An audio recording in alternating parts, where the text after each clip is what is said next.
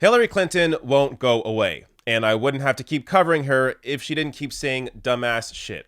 So once again, Hillary Clinton, here are some quotes from a recent interview in The Guardian where she shows that she just still doesn't know what the hell she's talking about. Here we go. I think Europe needs to get a handle on migration because that is what lit the flame, Clinton said, speaking as part of a series of interviews with senior centrist political figures about the rise of populists, particularly on the right, in Europe and the Americas. Quote, I admire the very generous and compassionate approaches that were taken, particularly by leaders like Angela Merkel, but I think it is fair to say Europe has done its part and must send a very clear message. We are not going to be able to continue to provide refuge and support, because if we don't deal with the migration issue, it will continue to roil the body politic. Okay, there are so many angles that we can attack the stupidity of this statement. Let's first start with the politics of it. So much like Hillary Clinton over her entire career gave in to conservative rhetoric and tried to chase conservative votes, she is also doing the same here. So in 2016, we saw her try to go after so-called moderate Republicans, and she ended up losing an election to an orange clown. This is what the Democratic Party has continued to do over the past 30 years. They have served their donors and have tried to chase Republican voters. We see this over and over and over again. Now, in the 90s, it did work for Bill Clinton, but we saw with Obama's win in 2008, he ran on a platform that was a very progressive platform. But once he was elected, he moved completely to the center. And what came out of that? 1,000 losses for Democrats over 8 years under Barack Obama and Nancy Pelosi, and their continued appeasement to moderate positions or the corporate position. So listening to their donors and responding to that as opposed to listening to the actual people and trying to push through on the progressive message that you promised people when you were running in '08. So politically, this is stupid.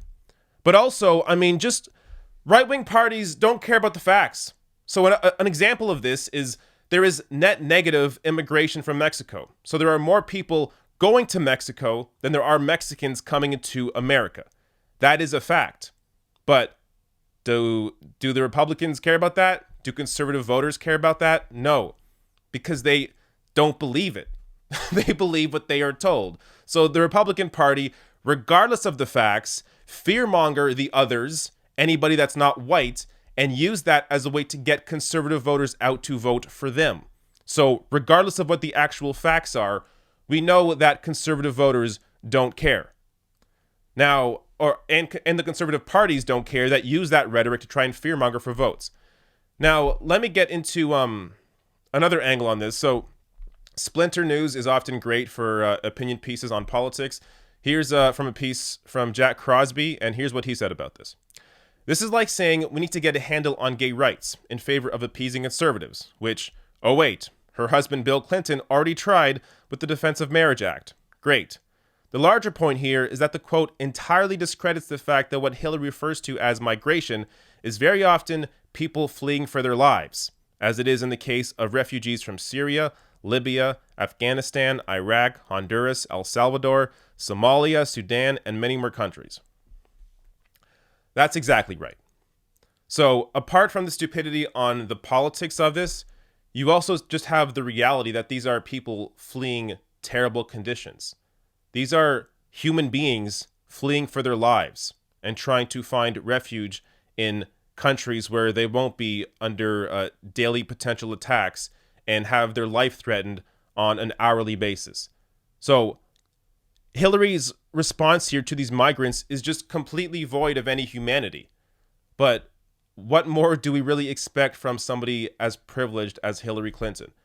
This is somebody that is a multi-millionaire. She doesn't know what life is like for the average person. She doesn't really care.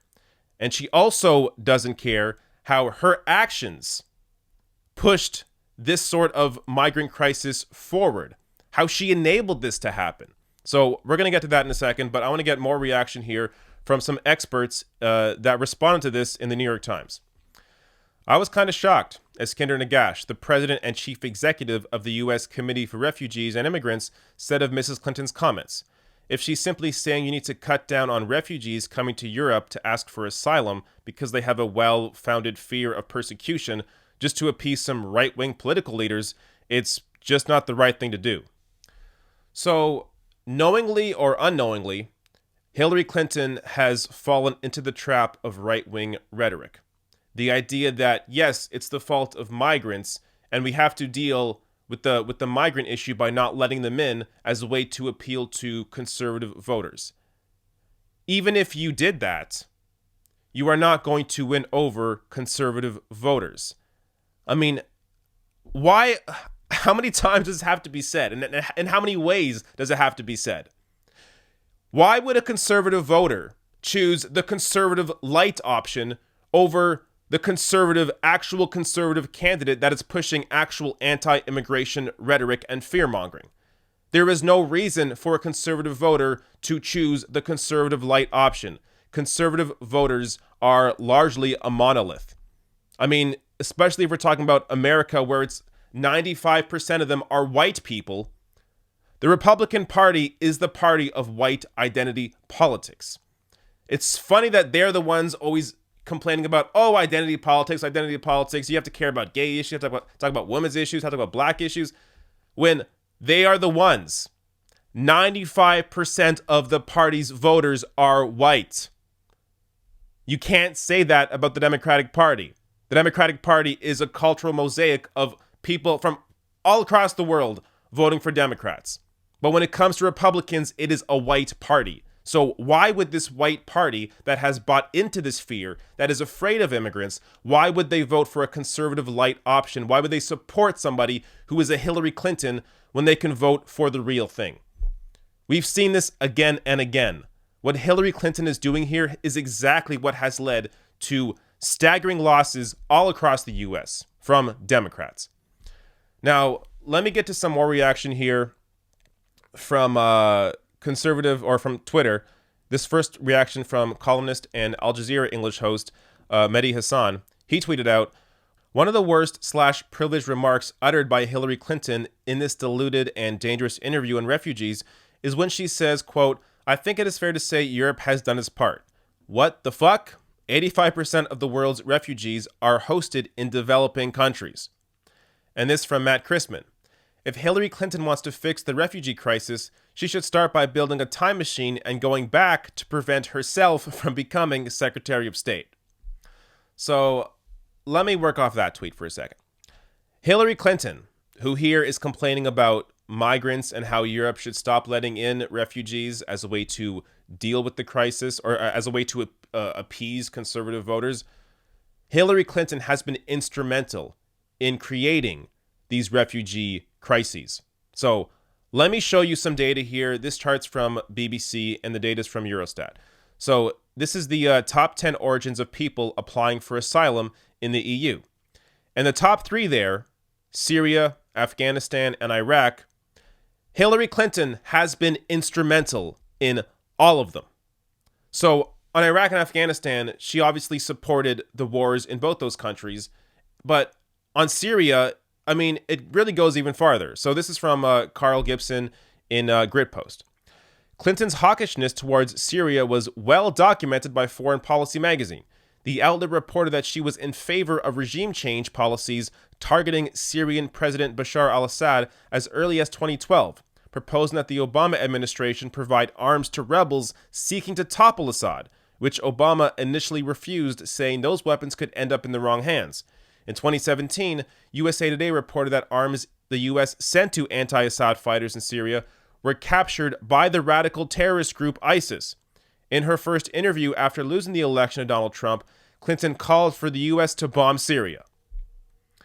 So, it's one thing if Hillary Clinton was, once again pushing conservative policies, conservative ideas forward, like not adopting Medicare for all, for example. But it's another thing for her to actually be a central figure in creating this crisis and then saying that we should also ignore it. The hypocrisy here is so thick, and Hillary, I don't even think, realizes it. So for her to be an interventionist and create these issues and have a problem where we have all these refugees fleeing these countries because of the wars that you helped start and push, To not understand that you were central to this problem and saying the way to fix it is to ignore people who are fleeing for their lives. I don't even know, like, who thinks like this? So this is somebody that truly is amoral or immoral. This is somebody that doesn't have any attachment to reality, doesn't know what life is like for these people, doesn't know what life is like for the average person. Again, she is a multimillionaire. She doesn't understand what it would be like to essentially flee your country for your life. Her response to this is no, don't let them in. Then what happens? They die. If you don't help refugees, they will die. So Hillary Clinton's her position here is a far right-wing position. She has allowed right-wing rhetoric to take over any semblance of humanity she maybe once had. She is completely void of morals. She has no values. She is an empty shell. All she cares about is trying to appease to the most amount of people in her mind. So in her mind, because Trump won the election, that means most people are conservative, even though she did win by 3 million votes. She only lost because of the Electoral College. But in her mind, I guess, all these conservative movements, I guess we have to appease them. I mean, they're all based on fear-mongering immigrants, fear-mongering the other, all about fear-mongering people that aren't white. I guess we have to appease those shitty ideas by pushing out migrants, by not allowing refugees in, because that's the only way we're going to get some of those conservative voters back. This is somebody who just does not care about human life. Now, I know this is, understanding who she has been, especially over the past 20 years, understanding who Hillary Clinton is, it's not shocking that she would take a position like this. But it is shocking that the Democratic Party would consider her a frontrunner just 2 years ago.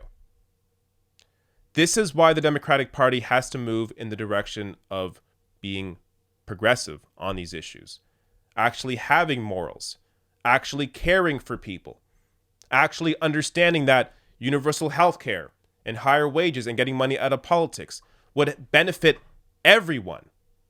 So this isn't just about winning, even though that is a winning message. It's also about what is morally the right thing to do. The Democratic Party needs to find its moral center because it completely lost it with Hillary Clinton.